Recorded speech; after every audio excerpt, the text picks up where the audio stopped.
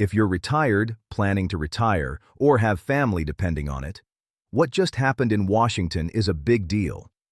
There's talk of a 28% change, and most people have no idea what it actually means. In the next minute, I'll break it down simply and tell you exactly if it affects your money. We're in 2026, and the Social Security program is under an enormous amount of pressure. You've probably heard the news cycle talk about Social Security running out of money, trustees issuing warnings, projections about the trust fund being depleted. And I want to be honest with you, it's not just noise. The Social Security trust funds, specifically the Old Age and Survivors Insurance Trust Fund, have been drawing down reserves for years now because more money is going out in benefits than is coming in through payroll taxes. The Social Security Board of Trustees has projected that, without congressional action, the combined trust funds could face significant depletion within this decade. And when that happens, current law would trigger an automatic across-the-board benefit cut to all recipients. Not a small cut either. We're talking potentially a 20 to 23% reduction in benefits for everyone. Now, stay with me here. That's the backdrop. That's the problem that Washington has been dancing around for years without actually fixing. And now the Senate has stepped into the ring with something that's turning heads, raising eyebrows, and honestly worrying a lot of people who depend on this program. Here's what's being discussed. A group of senators is pushing a proposal to increase the payroll tax cap, specifically to raise the tax rate applied to higher-earning workers, in a way that is being described as a 28% adjustment to how Social Security contributions are structured for people above a certain income threshold. Now, I want to be really careful here and explain this properly, because this part is important and a lot of people online are misreading the headline. Let me take a step back. Right now, Social Security is funded through payroll taxes. If you work a job, you and your employer each pay 6.2% of your wages into Social Security. That's 12.4% total when you combine both sides. But here's the thing, and here's what a lot of people don't realize. There's a cap on how much of your income is subject to that tax. In 2026, only the first roughly $176,100 of your income is taxed for Social Security. Everything you earn above that? Not taxed for Social Security at all. So a person making $200,000 a year and a person making $2 million a year pay almost the exact same dollar amount into Social Security. That's been the design of the system for decades. Now, what the Senate proposal is doing, and this is where the 28% number comes from, is targeting that gap.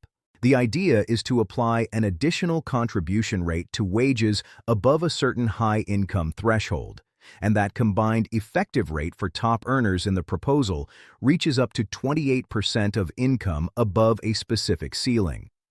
Think of it as closing the gap between what middle-class workers contribute proportionally versus what the highest earners contribute proportionally.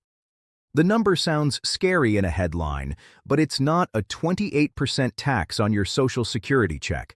It's not a 28% cut to your benefits. I'll say that again clearly. If you are receiving Social Security right now, this proposal does not cut your monthly benefit by 28%. That's not what this is. But here's the real question, and this is the one that actually matters to most of us watching. How does this affect everyday people? Let's walk through this together with a real example. Let's say you are Maria. Maria is 68 years old. She retired 2 years ago. She worked for 35 years as a teacher, paid into Social Security faithfully every single paycheck, and now receives about $1,800 a month from Social Security. Maria's concern is simple. Will my check change? Will this hurt me? And the honest answer for Maria, based on what's being proposed, is no, not directly. Maria's benefit is calculated based on her own earnings history. This proposal doesn't go back and change what existing retirees receive. Maria's $1,800 a month is not on the chopping block in this specific proposal. Now let's say you are David. David is 45 years old, still working, earns about $250,000 a year as an engineer. David is above that earnings cap we talked about. Under the current system, David pays into Social Security only on the first $176,100 of his income. Under a proposal like the one being floated, David might see additional contributions taken from his paycheck on the income above that threshold. For David, this is a real change. His take-home pay could decrease somewhat. But, and here's the flip side, it also means more money flowing into the Social Security Trust Fund, which helps protect the program's long-term solvency for everyone, including David when he eventually retires. And let's say you're Jamie. Jamie is 55, earns $60,000 a year working in retail management. Jamie is completely unaffected by this specific mechanism. Jamie pays into Social Security on 100% of their income because they earn below the cap. Nothing changes in their paycheck. Nothing changes in their future benefit calculation under this structure. So why is this such a big deal? Why is Washington fighting about it? Stay with me, because this is where it gets important. The reason this is causing such a fierce debate in the Senate is not just about taxes. It's about something much deeper. It's about the philosophical question of how we save Social Security. There are two camps. One side says the program should be saved by increasing revenue. In other words, have higher earners contribute more. The other side says we should look at adjusting benefits, changing the retirement age, or restructuring how cost of living adjustments work. And right in the middle of that political fight are tens of millions of Americans who just want to know, is my retirement safe? Here's what I want you to understand. The 28% figure that's in the headlines right now is not a tax rate on Social Security benefits. It is not a cut to anyone's check. What it represents is a proposed effective contribution rate for very high-income earners. We're talking households bringing in well above $400,000 a year, on income above a certain ceiling, designed to shore up the system's finances. Whether you agree with that approach or not, it's crucial that you understand what the number actually means before you panic or before you dismiss it entirely. Now, here's what a lot of people don't realize about the broader picture. Even if this specific Senate proposal doesn't pass in its current form, and honestly, major Social Security legislation rarely passes quickly, the conversation itself is significant. It tells us that Congress is feeling the urgency. It tells us the window of time to act before the trust fund faces serious pressure is getting shorter. And it tells us that one way or another, changes to Social Security are coming. The question is just what shape those changes take. So, what does this mean for you practically? Let me walk you through what I'd want you to do right now, depending on where you are in life. If you are already retired and receiving Social Security benefits, breathe. This specific proposal, as currently structured, does not reduce your monthly benefit. However, I still want you to do one thing. Log into your My Social Security account at ssa.gov. Verify your direct deposit information is current. Verify your mailing address is correct, and make sure you have not received any unexpected notices. In times of political noise around Social Security, scammers get very active. And I'm going to come back to that in just a moment. If you are within 5 to 10 years of retirement, this is actually the most important group to be paying attention right now. The decisions you make in the next few years about when to claim Social Security, how to position your savings, and how to plan your income sources matter enormously. Here's the thing. Depending on what Congress does and when, the benefit formula, the full retirement age, or the cost of living adjustment structure could all be areas touched by future legislation. You don't need to panic, but you do need to be intentional. If you haven't already had a conversation with a financial advisor specifically about Social Security claiming strategies, now is the time. The difference between claiming at 62 versus 67 versus 70 can be hundreds of dollars per month for the rest of your life. If you are younger, in your 30s or 40s, I know Social Security can feel very abstract. But here's the mindset I want you to have. Don't count on Social Security being your entire retirement plan.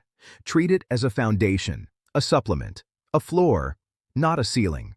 Build your 401k, your IRA, your savings aggressively now. Because the political environment around Social Security is only going to get more complicated as the trust fund pressure increases, and the earlier you diversify your retirement income sources, the more protected you are from whatever Washington decides. Now, I promised I'd come back to the scam warning, and this part matters a lot. Every single time a big Social Security story breaks in the news, fraudsters use that news cycle to prey on people, especially retirees. Right now, there are people out there calling seniors and saying things like, "Due to the new Senate changes, we need to verify your Social Security number to protect your benefits." Or sending emails that say, "Your Social Security payment has been put on hold due to upcoming reform. Click here to confirm your account." I want to say this as clearly as I possibly can. The Social Security Administration will never call you and demand personal information. They will never text you a link to verify your account. They will never tell you your benefits are frozen due to legislation and demand you act immediately. If you get a call like that, hang up. If you get an email like that, delete it. If someone you know gets a call like that, help them hang up. And if you want to check anything about your Social Security benefits, go directly to ssa.gov yourself. Type it in the browser. Don't click a link from an email or a text. Let me also address the cost of living adjustment picture, because that's something I get a lot of questions about. The Social Security COLA for 2026 was announced, and while it's positive that retirees received an adjustment, many people feel that the COLA doesn't fully cover their real rising costs, especially in housing, groceries, and healthcare. That's a legitimate frustration, and it's part of why this broader legislative conversation matters. Some proposals in Washington tie COLA to a different index, one that measures inflation specifically as experienced by older Americans, called CPIE, which tends to produce slightly higher adjustments than the current CPIW calculation. Whether that change makes it into any eventual deal remains to be seen, but it's worth knowing that your COLA could potentially be calculated differently in the future, and for many retirees, that would be a meaningful improvement. Here's what I want you to take away from everything I've told you today. The 28% Senate proposal is about restructuring how the wealthiest earners contribute to Social Security, not about cutting the benefits of people who are already retired or close to retirement.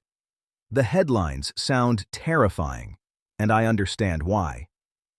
When you see 28% and Social Security in the same sentence, your heart skips a beat. But once you understand the mechanics, once you know where that number actually comes from and who it actually affects, the picture becomes much clearer. What is true and what you should take seriously is that Social Security as a whole is at a crossroads. The trust fund pressure is real. Congressional action is eventually unavoidable. And the people who come out of this era of Social Security uncertainty in the best shape will be the ones who stayed informed, planned ahead, and didn't make decisions based on panic or misinformation. Log into your My Social Security account today. Review your estimated benefits. Talk to a financial advisor about your retirement income plan. Watch out for scams. And share this video with someone you care about, a parent, a sibling, a friend who's been worried about their Social Security and doesn't know what to believe right now. You worked hard for those benefits. Every paycheck you ever earned, a piece of it went into this system. You deserve to understand what's happening to it, in plain English, without the spin. And that's exactly what we're here for. Don't leave money on the table. Don't leave your security to chance. Stay informed, check your account, know your numbers, and share this with someone who needs to hear it today.